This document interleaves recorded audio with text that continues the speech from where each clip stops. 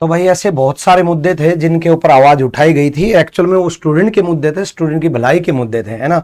और ये बात तो मिनिस्टर साहब भी मानते हैं कि जेन्युइन प्रॉब्लम थी और इस वजह से हमने बातें सुनी, लेकिन बातें सुनाने के लिए नहीं सुन गए थे, एक्चुअल में समाधान के लिए गए हुए थे। लेकिन समाधान क्या मिला? कुछ भी नहीं। एक्चुअल में प्रोटेस्ट जो है ना, यूट्यूब से नहीं लड़ा जाता है कि यूट्यूब पे आगे से जितनी भी अपडेट मिलेंगी आपको यहीं से मिलेंगी, जो भी अपडेट होगी आपको यहीं से मिलेगी। यूट्यूब से आंदोलन नहीं लड़ाए जाया करते हैं कि यूट्यूब पे लड़ाइयां चल रही हैं। यूट्यूब पे आह्वान कर दिया कि 50 एमपी और 100 एमपी 150 एमपी, है ना, वो जाकर के फिर, लेकिन वो ठीक है, सारी चीजें ठीक है, सबने अपने अपने लेवल पे एफर्ट्स लगाए, लेकिन समाधान क्या मिला? अल्टीमेटली समाधान के लिए है कि समाधान मिला क्या?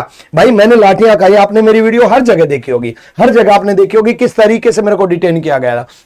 लेकिन मैंने सोच लिया था मैं डिटेन हूं, मेरे पे हाथ टूटे, वो जिस तरीके से आती है मुड़ा हुआ था, ये अभी भी दर्द कर रहा है, लेकिन ऐसा नहीं सोचा कि इसके ऊपर मतलब वीडियो बनाए कि मेरा हाथ टूट गया। कोई नहीं, मेरे को पहले से पता था कि भी हाँ भाई हाथ में दर्द होना है, लाठियां खानी है, मेरे को पता है ये होना है। क्यों? क्योंकि बच्चों की आवाज इतनी जल्दी नहीं सुनी जाती है, लेकिन सुननी होगी और इस सिस्टम को बदलना होगा, एंटायर सिस्टम को बदलना होगा। इतनी सारी प्रॉब्लम्स थी, उसके लिए हमने पहले भी साथ दिया, आज भी साथ खड़े हैं, आगे भी साथ खड़े रहेंगे, लेकिन आप लोगों का साथ चाहिए। क्यों? क्योंकि ये प्रोटेस्ट आप लोगों का है। आप लोगों का पहला काम क्या करना है? जन जन को जगाना है, हर जगह पहुंचाना है। आपका पहला काम क्या है? हर बच्चे तक ये आवाज पहुंचानी है कि आगे की सारी अपडेट आपको यहां से मिलेंगी, और जब तक आपको समाधान नहीं मिल जाता ना, तब तक मिलेंगी। जब तक तोड़ेंगे नहीं तब तक छोड़ेंगे नहीं। और तोड़ना क्या है? सिस्टम में बदलाव। तोड़ना क्या है? खामियां। शांतिपूर्ण तरीके से, ये बात हमेशा ध्यान रखना, बच्चे जितने भी आंदोलन हुए हैं वो शांतिपूर्ण तरीके से अगर चले हैं तो हमेशा कामयाबी मिली है। शांतिपूर्ण तरीके से अगर मांग रखी गई है, चाहे भले ही आंदोलन 1 साल चले, 1 महीना चले, 7 दिन चले, कितने ही दिन चलना पड़े, लेकिन अगर शांतिपूर्ण आवाज उठाते हैं तो कामयाबी मिलती है। हर आंदोलन को कामयाबी। और ये आंदोलन किस लिए? हमारा काम पढ़ाना है, आपका काम पढ़ना है। सच्चे दिल से बता रहा हूं, हम अपना काम करना चाहते हैं, आप अपना काम करना चाहते हो। ये सिर्फ और सिर्फ इसलिए है कि प्रॉब्लम का सॉल्यूशन क्या हुआ, समाधान क्या हुआ, सीजन स्टार्ट होने वाला है और बच्चा चिंतित है कि भी पता नहीं क्या होगा। बच्चा चिंतित है कि भी मैं एग्जाम सेंटर जाऊंगा और वही सारी प्रॉब्लम आएंगी कि नहीं आएंगी। इतनी जल्दी इंफ्रास्ट्रक्चर थोड़ी ना बदल जाएगा, इतनी जल्दी सर्वर ठीक थोड़ी ना हो जाएगा। समस्याएं आएंगी, लेकिन आप रुकना मत, झुकना मत, आवाज उठाते रहना। आप हर जगह से आवाज उठाते रहना, और सिर्फ कमेंट से आवाज नहीं उठाना है, आपको साथ दे करके आवाज उठाना है, आपको साथ बैठ करके आवाज उठाना है, और आपको साथ देना होगा,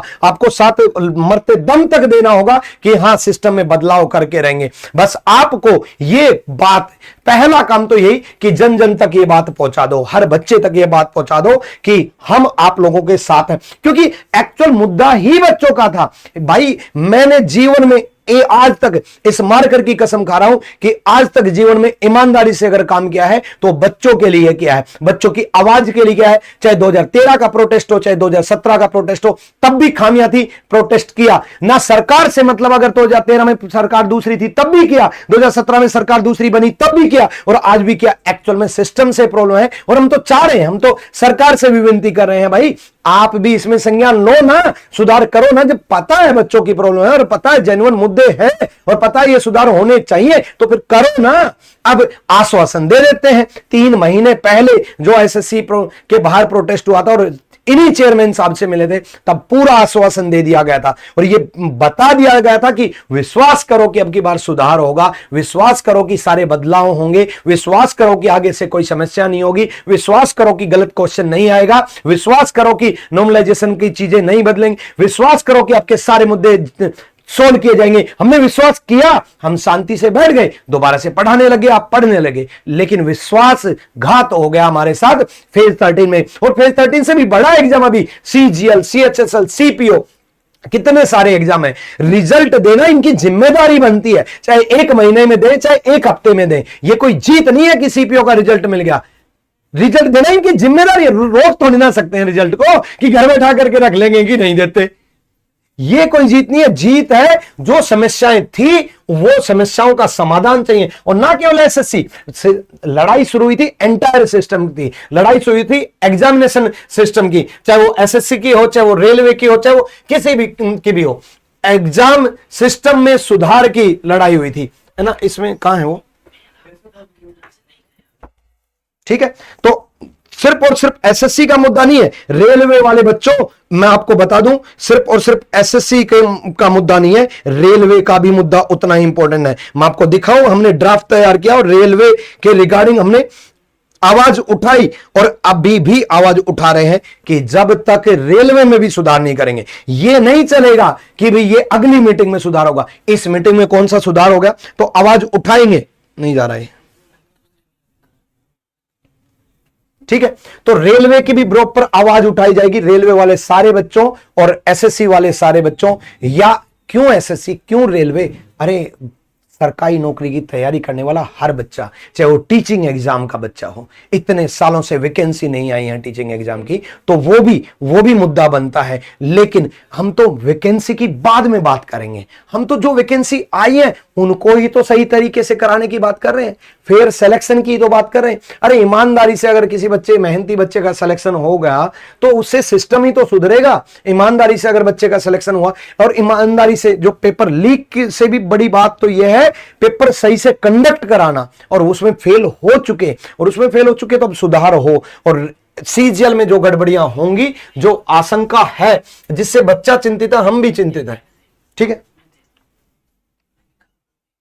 नहीं आए तो रेलवे के भी बहुत सारे मुद्दे हैं, बस आप लोग साथ मत छोड़ना, आप लोग साथ देते रहना, आप लोग हमेशा आवाज बनते रहना, कमेंट में नहीं, जन जन तक पहुंचा करके, हर बच्चे तक पहुंचा करके। जब तक आप हर बच्चे तक ये बात नहीं पहुंचाओगे तब तक बात नहीं बनेगी। स्टूडेंट्स की डिमांड ये रेलवे के रिगार्डिंग हमने पहले ही बना करके रखा था, हमें उस मीटिंग के बारे में नहीं पता था, हमें कोई इंफॉर्मेशन नहीं थी, वरना टेक्निकली बैकग्राउंड में सबसे ज्यादा काम कर रखा था। टेक्निकली एक एक बात को समझा पाते कि यह प्रॉब्लम है। प्रॉब्लम पता है क्या हुई, प्रॉब्लम ये हुई कि उन जो लोग गए उन लोगों को मुद्दा ही नहीं पता। बस जैसे आप लोगों को बातों में जो मुद्दे पता चल रही है ना, वही पता है। एक्चुअल में ड्राफ्ट जो था, ड्राफ्ट रिटर्न प्रूफ के साथ जो ड्राफ्ट था, एक एक चीज का प्रूफ लगाया गया था, एसएससी का भी और रेलवे का भी, दोनों का ड्राफ्ट बनाया गया था। तो टेक्निकली तो हमें पता था चीजें, हम समझा पाते बेहतरीन तरीके से। और कमाल की बात यह, हमें इंफॉर्मेशन तक नहीं थी कि मीटिंग होने वाली है, हमें यह तक नहीं पता था कि भी इस तरीके से सारी चीजें समझानी है, मुझे बिल्कुल भी नहीं पता था, है ना। अब रेलवे की अगर मैं बात करूं तो ये सारी आपकी डिमांड है, annual calendar should be release, ये तो बहुत जरूरी है। हर साल का कैलेंडर ही तो मांग रहे हैं, वैकेंसी थोड़ी ना मांग रहे हैं। Exam completed with in the time frame, अरे टाइम से एग्जाम हो जाना, एग्जाम कैंसिल का अपडेट पहले से पता चल जाना, रॉन्ग क्वेश्चन, गलत क्वेश्चन ना पूछना, अरे out of syllabus NTPC graduate level में पूछा गया वो ना पूछना, साइको टेस्ट में एरर हुआ वो ना होना, एग्जाम सेंटर 200 किलोमीटर के अंदर आए। इनमें कौन सी डिमांड गलत है, इनमें कौन सी डिमांड गलत है भाई। फीस को रिफंड, ठीक है, ये फीस रिफंड का ठीक है, रेलवे में बोल दिया कि वापस मिलेगी, बहुत बढ़िया है। अरे 9 डिमांड में से एक कर दिया, बहुत बढ़िया है। नो की नो चाहिए, नो की नो चाहिए, एसएससी का भी और रेलवे का भी। सारे बच्चों को बता दूं, हर बच्चे को मैं बता दूं, हम तब तक साथ हैं जब तक आपका समस्या का समाधान ना हो जाए, जब तक स्मूथली एग्जाम ना होने जाए।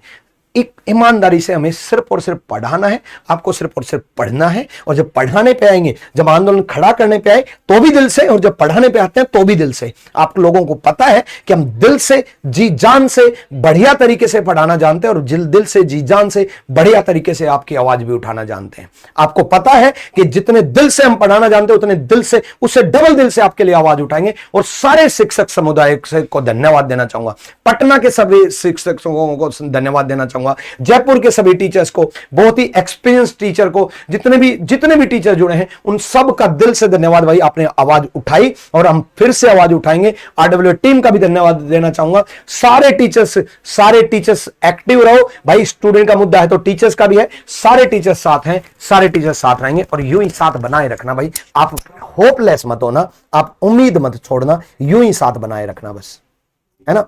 जय हिंद, जय भारत।